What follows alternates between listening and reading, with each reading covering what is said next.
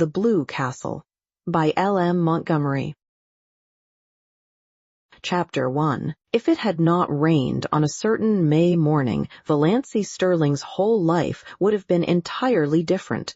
She would have gone, with the rest of her clan, to Aunt Wellington's engagement picnic, and Dr. Trent would have gone to Montreal. But it did rain, and you shall hear what happened to her because of it. Valancy wakened early, in the lifeless, hopeless hour just preceding dawn. She had not slept very well. One does not sleep well, sometimes, when one is 29 on the morrow and unmarried, in a community and connection where the unmarried are simply those who have failed to get a man. Deerwood and the Sterlings had long since relegated Valancy to hopeless old maidenhood, but Valancy herself had never quite relinquished a certain pitiful, shamed little hope that romance would come her way yet. Never. Until this wet, horrible morning, when she wakened to the fact that she was 29 and unsought by any man. Aye, there lay the sting. Valancy did not mind so much being an old maid. After all, she thought, being an old maid couldn't possibly be as dreadful as being married to an Uncle Wellington or an Uncle Benjamin or even an Uncle Herbert. What hurt her was that she had never had a chance to be anything but an old maid. No man had ever desired her. The tears came into her eyes as she lay there alone in the faintly graying darkness. She dared not let herself cry as hard as she wanted to, for two reasons. She was afraid that crying might bring on another attack of that pain around the heart. She had had a spell of it after she had got into bed, rather worse than any she had had yet. And she was afraid her mother would notice her red eyes at breakfast and keep at her with minute, persistent, mosquito-like questions regarding the cause thereof. Suppose, thought Valancy with a ghastly grin, I answered with the plain truth, I am crying because I cannot get married. How horrified Mother would be, though she is ashamed every day of her life of her old maid daughter. But of course appearances should be kept up. It is not, Valancy could hear her mother's prim, dictatorial voice asserting, it is not maidenly to think about men. The thought of her mother's expression made Valancy laugh, for she had a sense of humor nobody in her clan suspected. For that matter, there were a good many things about Valancy that nobody suspected. But her laughter was very superficial, and presently she lay there, a huddled, futile little figure, listening to the rain pouring down outside and watching, with a sick distaste, the chill, merciless light creeping into her ugly, sordid room. She knew the ugliness of that room by heart, knew it and hated it.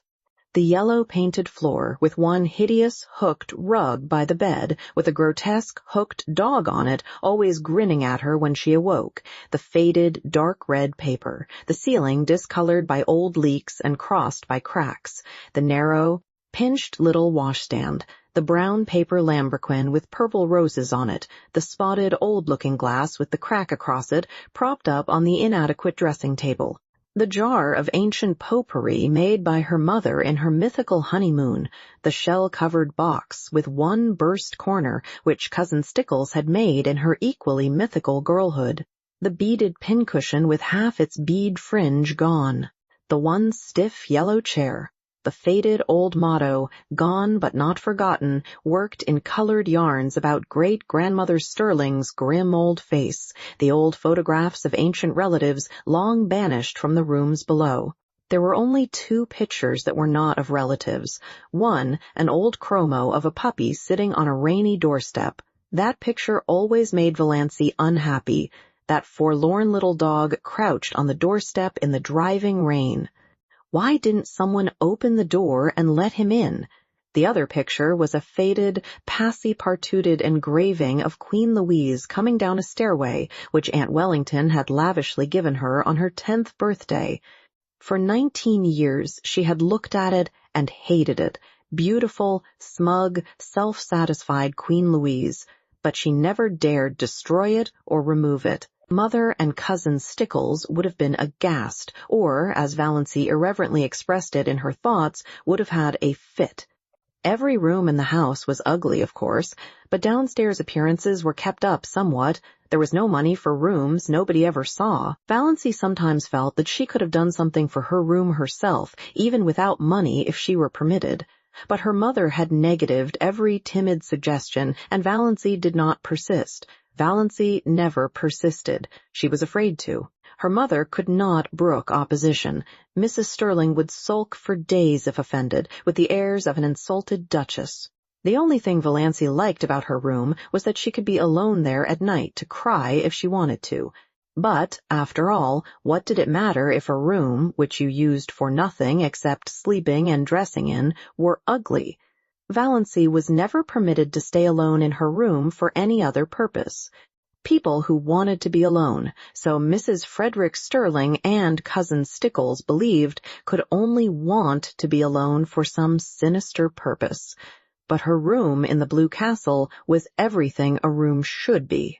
Valancy, so cowed and subdued and overridden and snubbed in real life, was wont to let herself go rather splendidly in her daydreams. Nobody in the Sterling clan or its ramifications suspected this, least of all her mother and cousin Stickles. They never knew that Valancy had two homes, the ugly red brick box of a home on Elm Street and the Blue Castle in Spain. Valancy had lived spiritually in the Blue Castle ever since she could remember. She had been a very tiny child when she found herself possessed of it. Always, when she shut her eyes, she could see it plainly, with its turrets and banners on the pine-clad mountain height wrapped in its faint blue loveliness against the sunset skies of a fair and unknown land. Everything wonderful and beautiful was in that castle. Jewels that queens might have worn, robes of moonlight and fire, couches of roses and gold, long flights of shallow marble steps with great white urns and with slender mist-clad maidens going up and down them, courts, marble-pillared, where shimmering fountains fell and nightingales sang among the myrtles, halls of mirrors that reflected only handsome knights and lovely women, herself the loveliest of all, for whose glance men died. All that supported her through the boredom of her days was the hope of going on a dream spree at night. Most, if not all, of the Sterlings would have died of horror if they had known half the things Valancy did in her Blue Castle. For one thing, she had quite a few lovers in it. Oh, only one at a time. One who wooed her with all the romantic ardor of the age of chivalry and won her after long devotion and many deeds of derring-do, and was wedded to her with pomp and circumstance in the great, banner-hung chapel of the Blue Castle. At 12, this lover was a fair lad with golden curls and heavenly blue eyes. At 15, he was tall and dark and pale, but still necessarily handsome. At 20, he was ascetic, dreamy, spiritual. At 25, he had a clean-cut jaw, slightly grim, and a face strong and rugged rather than handsome. Valancy never grew older than 25 in her Blue Castle, but recently, very recently, her hero had had reddish, tawny hair, a twisted smile, and a mysterious past. I don't say Valancy deliberately murdered these lovers as she outgrew them. One simply faded away as another came. Things are very convenient in this respect in Blue Castles. But on this morning of her day of fate, Valancy could not find the key of her Blue Castle. Reality pressed on her too hardly, barking at her heels like a maddening little dog. She was 29, lonely, undesired, ill-favored. The only homely girl in a handsome clan with no past and no future. As far as she could look back, life was drab and colorless, with not one single crimson or purple spot anywhere. As far as she could look forward, it seemed certain to be just the same until she was nothing but a solitary, little withered leaf clinging to a wintry bough. The moment when a woman realizes that she has nothing to live for, neither love, duty, purpose, nor hope, holds for her the bitterness of death. And I just have to go on living because I can't stop. I may have to live 80 years, thought Valancy in a kind of panic. We're all horribly long-lived. It sickens me to think of it. She was glad it was raining, or rather, she was drearily satisfied that it was raining. There would be no picnic that day, this annual picnic whereby Aunt and Uncle Wellington, one always thought of them in that succession, inevitably celebrated their engagement at a picnic 30 years before had been, of late years, a veritable nightmare to Valancy. By an impish coincidence, it was the same day as her birthday, and after she had passed 25, nobody let her forget it. Much as she hated going to the picnic, it would never have occurred to her to rebel against it. There seemed to be nothing of the revolutionary in her nature, and she knew exactly what everyone would say to her at the picnic. Uncle Wellington, whom she disliked and despised even though he had fulfilled the highest sterling aspiration, marrying money, would say to her in a pig's whisper, "Not thinking of getting married yet, my dear," and then go off into the bellow of laughter with which he invariably concluded his dull remarks. Aunt Wellington, of whom Valancy stood in abject awe, would tell her about Olive's new chiffon dress and Cecil's last devoted letter. Valancy would have to look as pleased and interested as if the dress and letter had been hers, or else Aunt Wellington would be offended. And Valancy had long ago decided that she would rather offend God than Aunt Wellington, because God might forgive her, but Aunt Wellington never would. Aunt Alberta, enormously fat, with an amiable habit of always referring to her husband as he, as if he were the only male creature in the world who could never forget that she had been a great beauty in her youth, would condole with Valancy on her sallow skin. "I don't know why all the girls of today are so sunburned. When I was a girl, my skin was roses and cream. I was counted the prettiest girl in Canada, my dear." Perhaps Uncle Herbert wouldn't say anything, or perhaps he would remark jocularly, "How fat you're getting, Doss."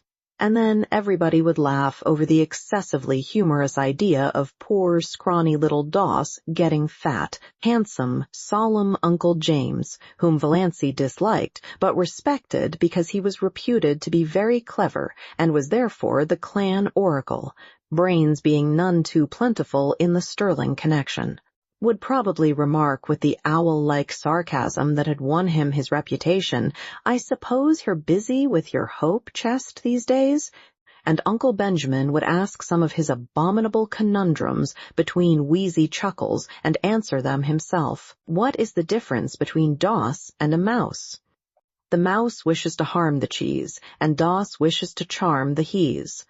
Valancy had heard him ask that riddle 50 times, and every time she wanted to throw something at him, but she never did.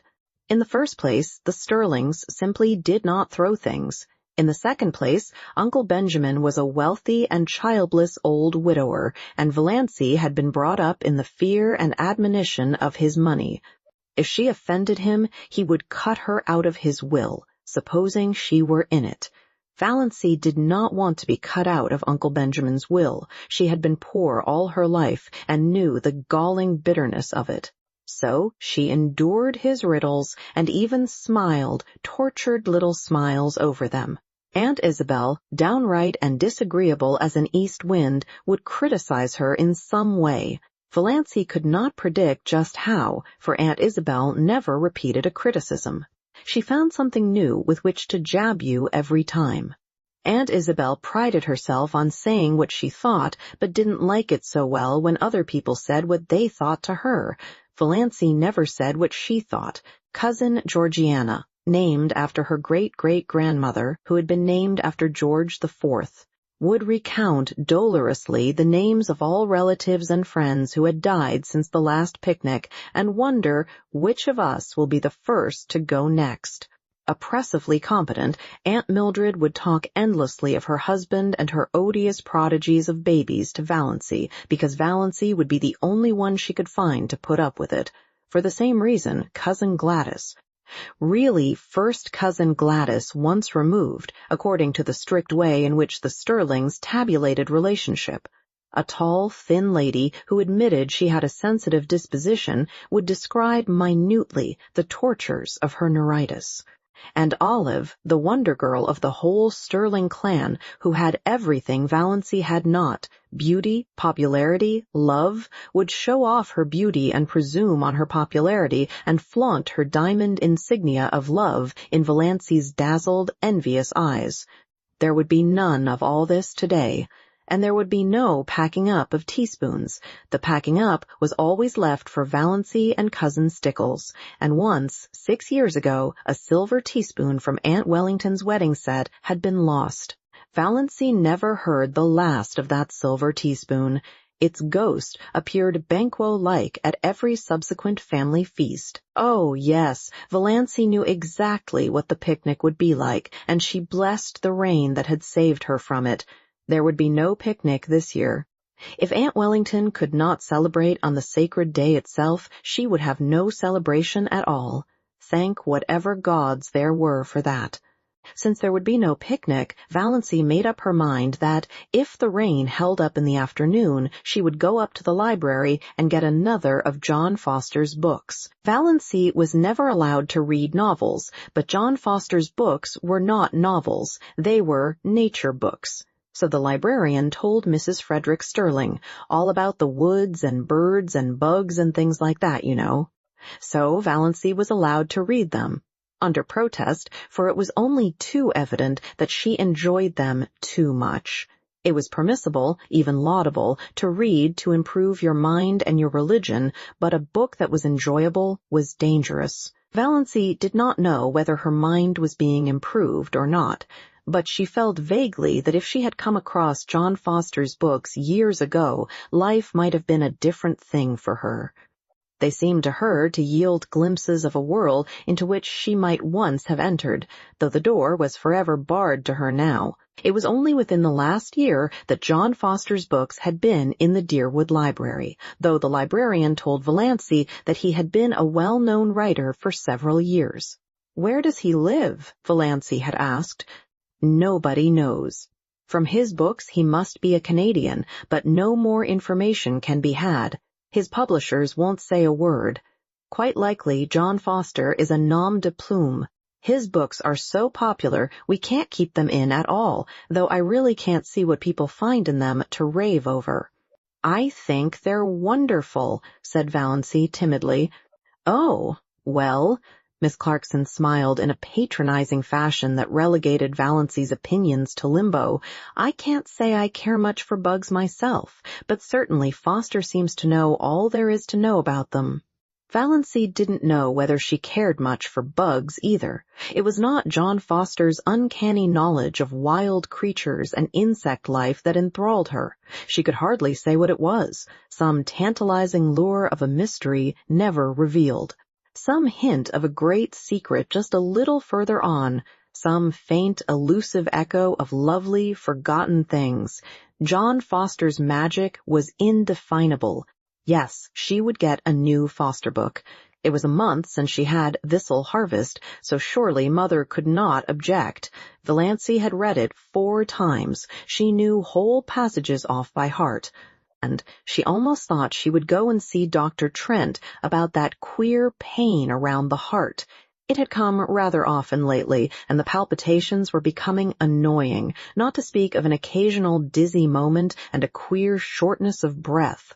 But could she go to see him without telling anyone? It was a most daring thought. None of the Sterlings ever consulted a doctor without holding a family council and getting Uncle James's approval. And they went to Dr. Ambrose Marsh of Port Lawrence, who had married second cousin Adelaide Sterling. But Valancy disliked Dr. Ambrose Marsh, and, besides, she could not get to Port Lawrence 15 miles away without being taken there. She did not want anyone to know about her heart. There would be such a fuss made, and every member of the family would come down and talk it over and advise her and caution her, and warn her and tell her horrible tales of great-aunts and cousins 40 times removed who had been just like that and dropped dead without a moment's warning, my dear. Aunt Isabel would remember that she had always said Doss looked like a girl who would have heart trouble, so pinched and peaked always, and Uncle Wellington would take it as a personal insult when no Sterling ever had heart disease before, and Georgiana would forebode in perfectly audible asides that poor, dear little Doss isn't long for this world, I'm afraid, and Cousin Gladys would say, "Why, my heart has been like that for years," in a tone that implied no one else had any business even to have a heart. And Olive would merely look beautiful and superior and disgustingly healthy, as if to say, "Why all this fuss over a faded superfluity like Doss when you have me?" Valancy felt that she couldn't tell anybody unless she had to. She felt quite sure there was nothing at all seriously wrong with her heart and no need of all the pother that would ensue if she mentioned it. She would just slip up quietly and see Dr. Trent that very day. As for his bill, she had the $200 that her father had put in the bank for her the day she was born. She was never allowed to use even the interest of this, but she would secretly take out enough to pay Dr. Trent. Dr. Trent was a gruff, outspoken, absent-minded old fellow, but he was a recognized authority on heart disease, even if he were only a general practitioner in out-of-the-world Deerwood. Dr. Trent was over 70, and there had been rumors that he meant to retire soon. None of the Sterling clan had ever gone to him since he had told Cousin Gladys 10 years before that her neuritis was all imaginary and that she enjoyed it.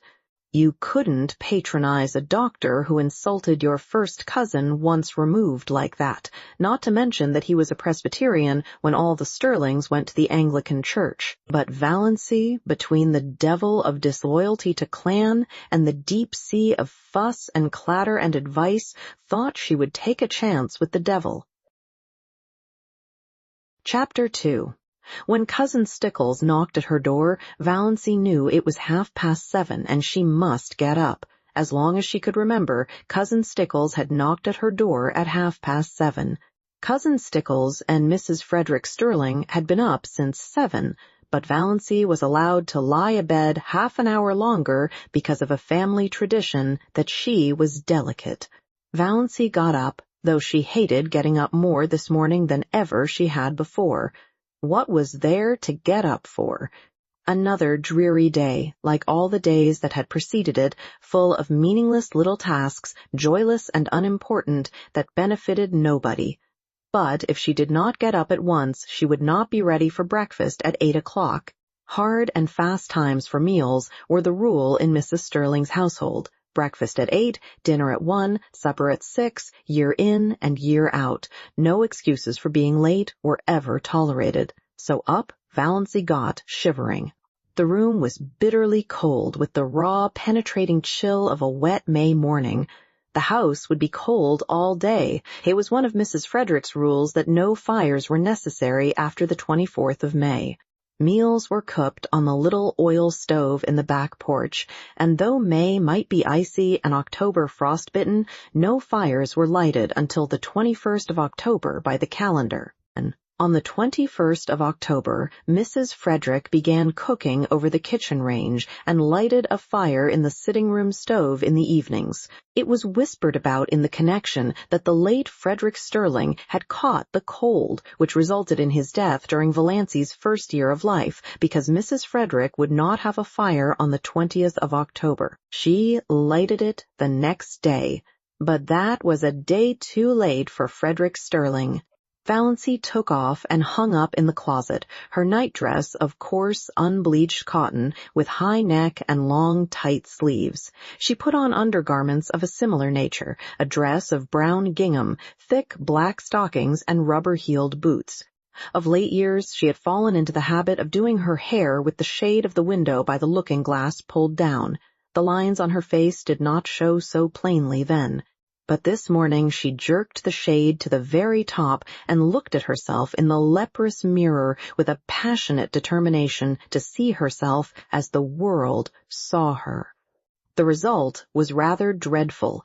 Even a beauty would have found that harsh, unsoftened side light trying. Valancy saw straight black hair, short and thin, always lusterless, despite the fact that she gave it 100 strokes of the brush, neither more nor less, every night of her life, and faithfully rubbed Redfern's hair vigor into the roots.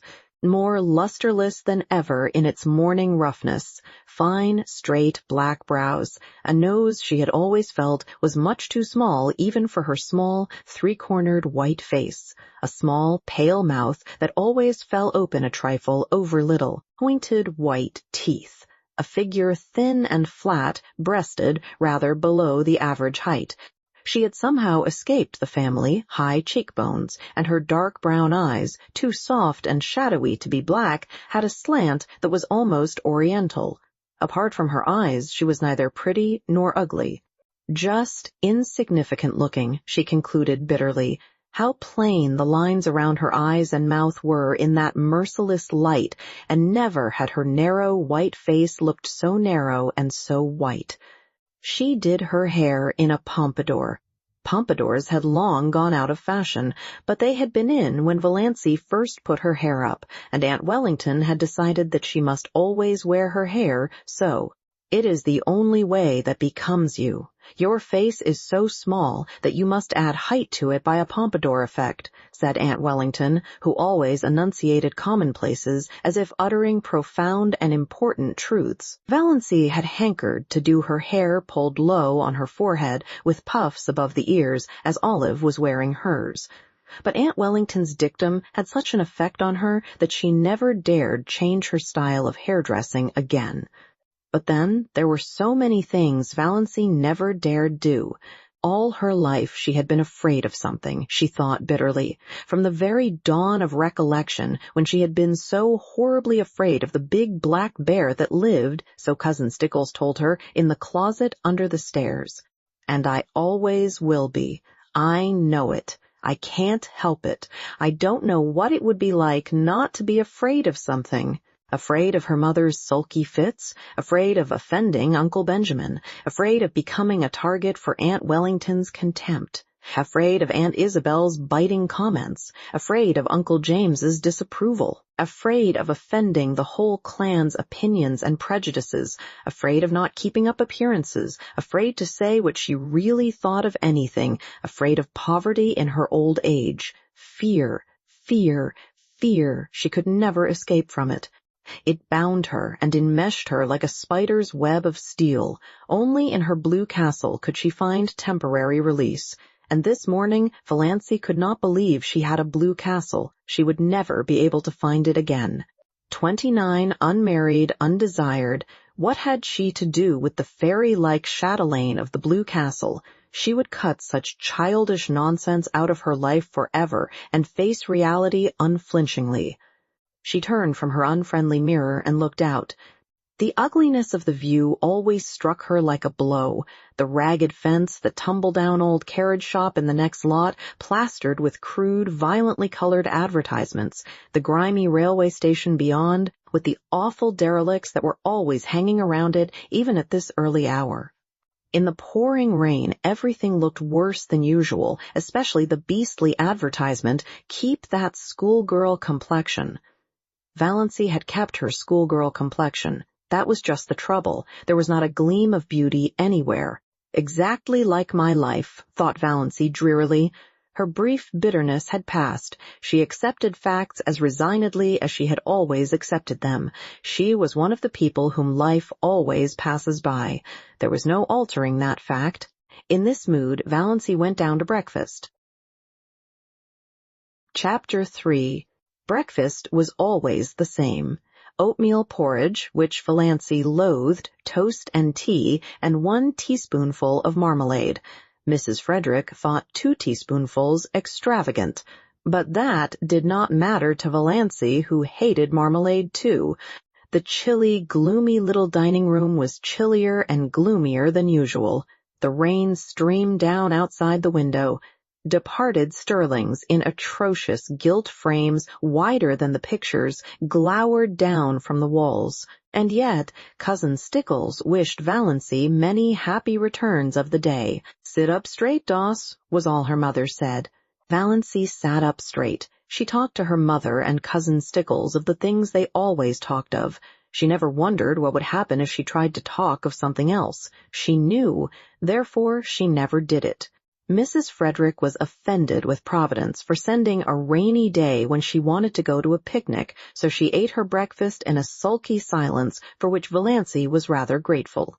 But Christine Stickles whined endlessly on as usual, complaining about everything, the weather, the leak in the pantry, the price of oatmeal and butter. Valancy felt at once she had buttered her toast too lavishly, the epidemic of mumps in Deerwood. Doss will be sure to catch them, she foreboded. Doss must not go where she is likely to catch mumps, said Mrs. Frederick shortly.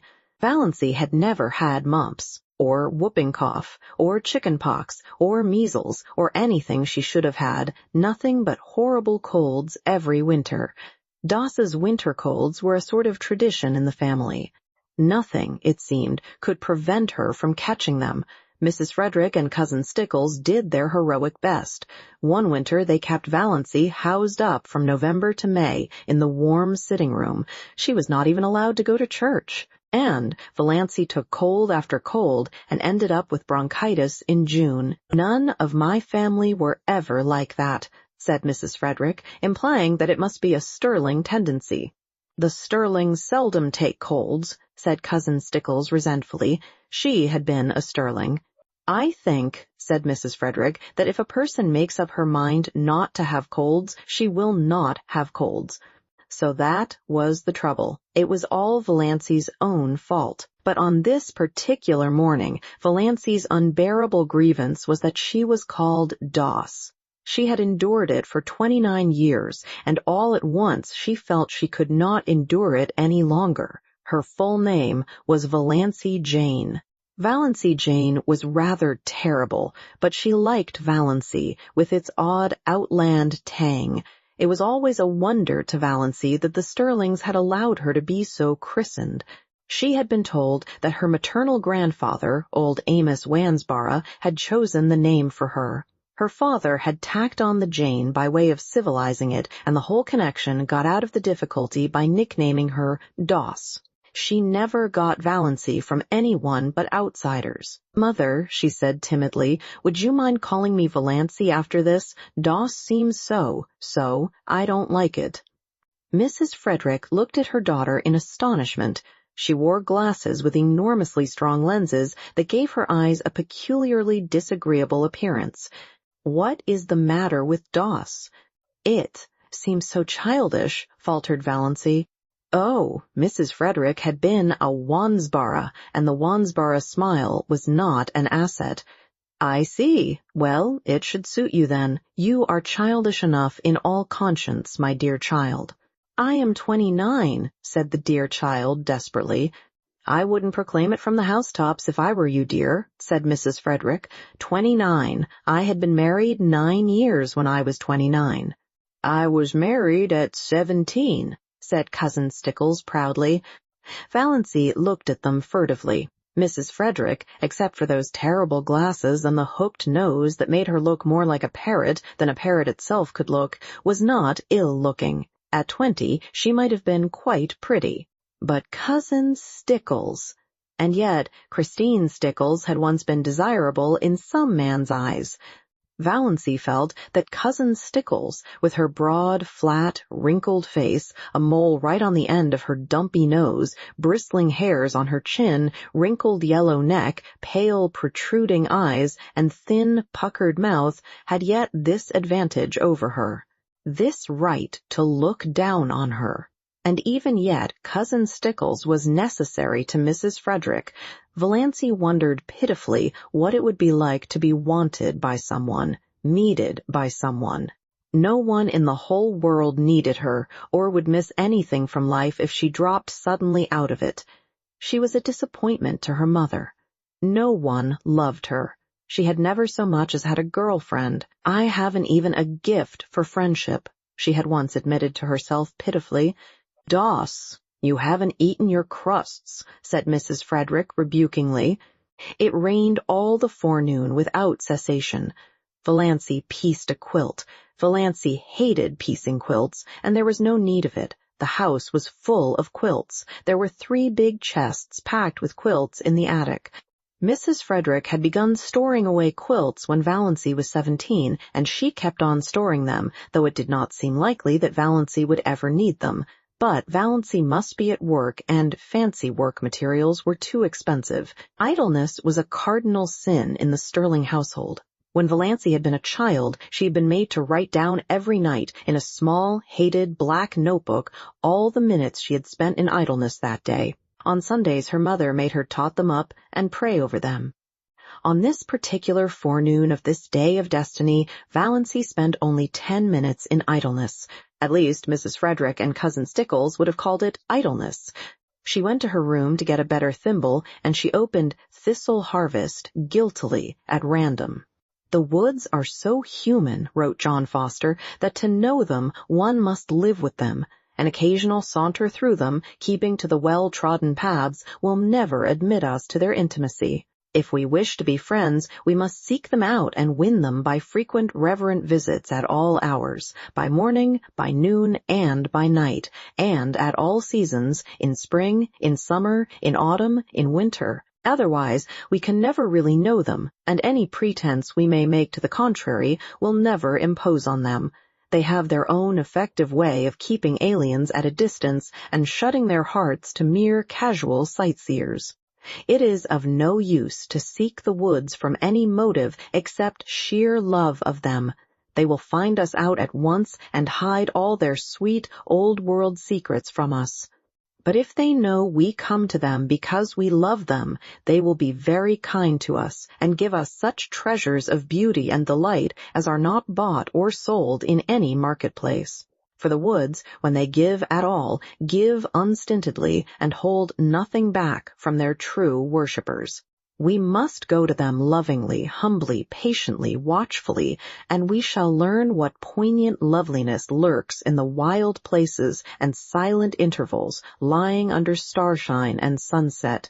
What cadences of unearthly music are harped on, aged pine boughs, or crooned in copses of fir? What delicate savors exhale from mosses and ferns in sunny corners, or on damp brooklands? What dreams and myths and legends of an older time haunt them?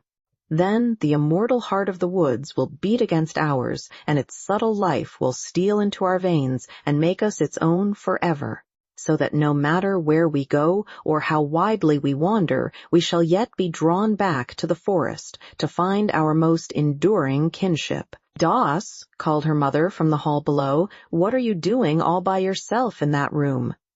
Valancy dropped Thistle Harvest like a hot coal and fled downstairs to her patches. But she felt the strange exhilaration of spirit that always came momentarily to her when she dipped into one of John Foster's books. Valancy did not know much about woods, except the haunted groves of oak and pine around her blue castle, but she had always secretly hankered after them, and a Foster book about woods was the next best thing to the woods themselves. At noon it stopped raining, but the sun did not come out until 3. Then Valancy timidly said she thought she would go uptown. "What do you want to go uptown for?" demanded her mother. "I want to get a book from the library." "You got a book from the library only last week."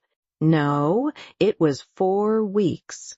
4 weeks. Nonsense." "Really it was, Mother." "You are mistaken. It cannot possibly have been more than 2 weeks. I dislike contradiction, and I do not see what you want to get a book for anyhow. You waste too much time reading."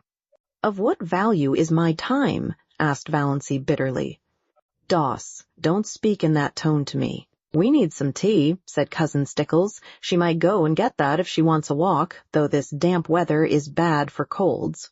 They argued the matter for 10 minutes longer, and finally Mrs. Frederick agreed rather grudgingly that Valancy might go.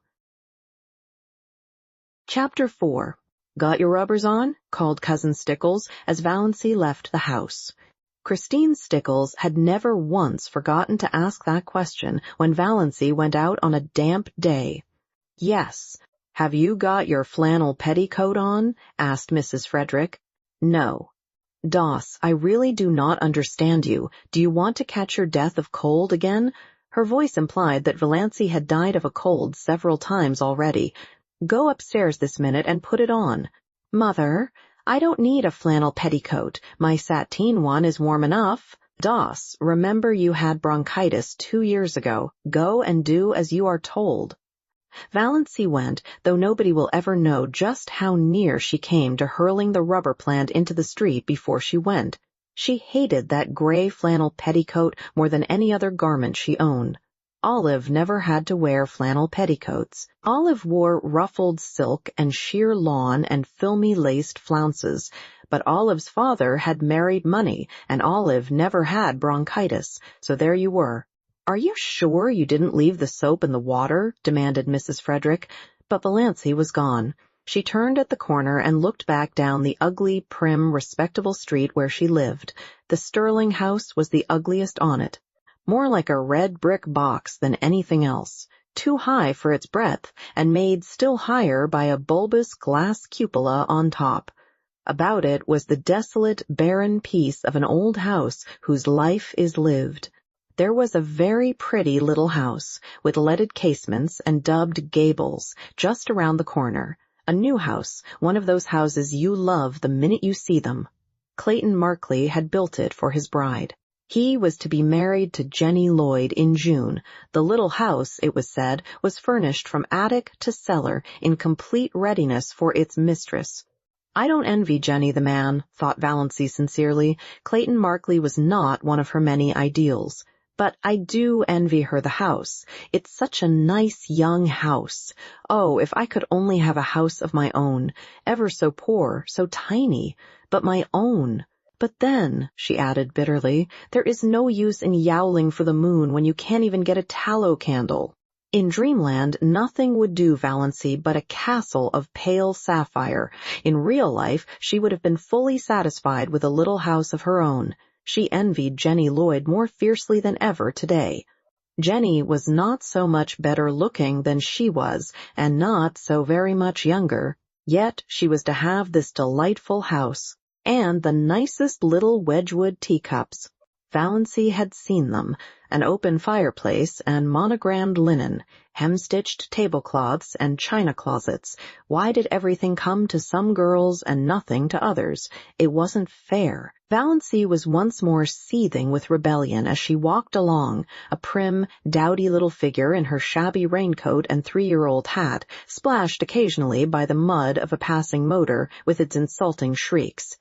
Motors were still rather a novelty in Deerwood, though they were common in Port Lawrence, and most of the summer residents up at Muskoka had them. In Deerwood, only some of the smart set had them, for even Deerwood was divided into sets. There was the smart set, the intellectual set, the old family set, of which the Sterlings were members, the common run, and a few pariahs. Not one of the Sterling clan had as yet condescended to a motor, though Olive was teasing her father to have one. Valancy had never even been in a motor car, but she did not hanker after this. In truth, she felt rather afraid of motor cars, especially at night. They seemed to be too much like big purring beasts that might turn and crush you or make some terrible savage leap somewhere. On the steep mountain trails around her blue castle, only gaily caparisoned steeds might proudly pace. In real life, Valancy would have been quite contented to drive in a buggy behind a nice horse. She got a buggy drive only when some uncle or cousin remembered to fling her a chance, like a bone to a dog. Chapter 5. Of course, she must buy the tea in Uncle Benjamin's grocery store. To buy it anywhere else was unthinkable, yet Valancy hated to go to Uncle Benjamin's store on her 29th birthday. There was no hope that he would not remember it. "Why?" demanded Uncle Benjamin, leeringly, as he tied up her tea. "Are young ladies like bad grammarians?" Valancy, with Uncle Benjamin's will in the background of her mind, said meekly, "I don't know. Why?" "Because," chuckled Uncle Benjamin, "they can't decline matrimony." The two clerks, Joe Hammond and Claude Bertram, chuckled also, and Valancy disliked them a little more than ever. On the first day Claude Bertram had seen her in the store, she had heard him whisper to Joe, "Who is that?" And Joe had said, "Valancy Sterling." one of the Deerwood old maids. Curable or incurable? Claude had asked with a snicker, evidently thinking the question very clever. Valancy smarted anew with the sting of that old recollection. 29, Uncle Benjamin was saying. Dear me, Doss, you're dangerously near the second corner and not even thinking of getting married yet. 29. It seems impossible. Then Uncle Benjamin said an original thing. Uncle Benjamin said, how time does fly. I think it crawls, said Valancy passionately. Passion was so alien to Uncle Benjamin's conception of Valancy that he didn't know what to make of her. To cover his confusion, he asked another conundrum as he tied up her beans. Cousin Stickles had remembered at the last moment that they must have beans. Beans were cheap and filling. What two ages are apt to prove illusory? Asked Uncle Benjamin, and, not waiting for Valancy to give it up, he added, mere age and merry age.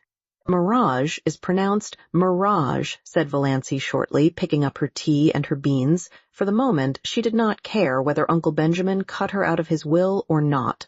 She walked out of the store while Uncle Benjamin stared after her with his mouth open. Then he shook his head. Poor Doss is taking it hard, he said. Valancy was sorry by the time she reached the next crossing. Why had she lost her patience like that?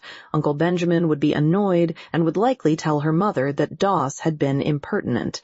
To me, and her mother would lecture her for a week. I've held my tongue for 20 years, thought Valancy. Why couldn't I have held it once more?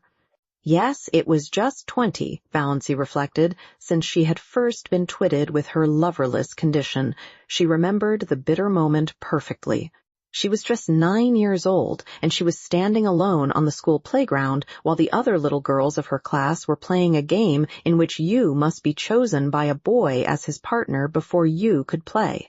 Nobody had chosen Valancy. Little, pale, black-haired Valancy, with her prim, long-sleeved apron and odd, slanted eyes. Oh, said a pretty little girl to her, I'm so sorry for you, you haven't got a beau. Valancy had said defiantly, as she continued to say for 20 years, I don't want a beau. But this afternoon, Valancy once and for all stopped saying that. I'm going to be honest with myself anyhow, she thought savagely. Uncle Benjamin's riddles hurt me because they are true. I do want to be married. I want a house of my own. I want a husband of my own. I want sweet little fat babies of my own. Valancy stopped, suddenly aghast at her own recklessness. She felt sure that Reverend Dr. Stalling, who passed her at this moment, read her thoughts and disapproved of them thoroughly. Valancy was afraid of Dr. Stalling. Had been afraid of him ever since the Sunday 23 years before when he had first come to St. Albans. Valancy had been too late for Sunday school that day, and she had gone into the church timidly and sat in their pew. No one else was in the church, nobody except the new rector, Dr. Stalling. Dr. Stalling stood up in front of the choir door, beckoned to her, and said sternly, Little boy, come up here. Valancy had stared around her. There was no little boy, there was no one in all the huge church but herself. This strange man with the blue glasses couldn't mean her. She was not a boy. Little boy, repeated Dr. Stalling, more sternly still, shaking his forefinger fiercely at her. Come up here at once. Valancy arose as if hypnotized and walked up the aisle. She was too terrified to do anything else. What dreadful thing was going to happen to her? What had happened to her? Had she actually turned into a boy? She came to a stop in front of Dr. Stalling. Dr. Stalling shook his forefinger, such a long, knuckly forefinger, at her and said, Little boy, take off your hat. Valancy took off her hat. She had a scrawny little pigtail hanging down her back, but Dr. Stalling was short-sighted and did not perceive it. Little boy, go back to your seat and always take off your hat in church. Remember. Valancy went back to her seat carrying her hat like an automaton. Presently her mother came in. Doss, said Mrs. Sterling, what do you mean by taking off your hat? Put it on instantly. Valancy put it on instantly. She was cold with fear lest Dr. Stalling should immediately summon her up front again. She would have to go, of course. It never occurred to her that one could disobey the rector. And the church was full of people now. Oh, what would she do if that horrible stabbing forefinger were shaken at her again before all those people?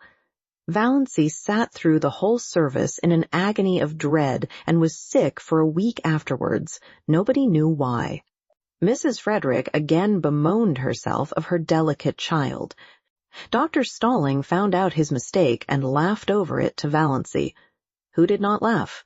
She never got over her dread of Dr. Stalling. And now to be caught by him on the street corner thinking such things. Valancy got her John Foster book, Magic of Wings, his latest. All about birds, said Miss Clarkson. She had almost decided that she would go home instead of going to see Dr. Trent. Her courage had failed her. She was afraid of offending Uncle James, afraid of angering her mother, afraid of facing gruff, shaggy-browed old Dr.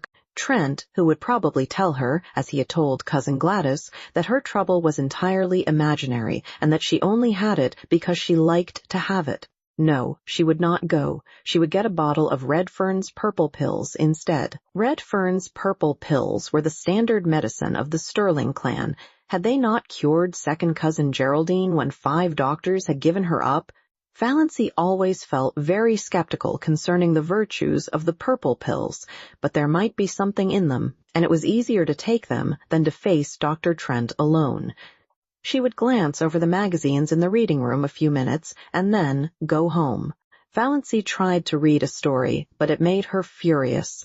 On every page was a picture of the heroine surrounded by adoring men, and here was she, Valancy Sterling, who could not get a solitary beau. Valancy slammed the magazine shut. She opened Magic of Wings. Her eyes fell on the paragraph that changed her life. Fear is the original sin, wrote John Foster. Almost all the evil in the world has its origin in the fact that someone is afraid of something. It is a cold, slimy serpent coiling about you. It is horrible to live with fear, and it is, of all things, degrading. Valancy shut Magic of Wings and stood up. She would go and see Dr. Trent.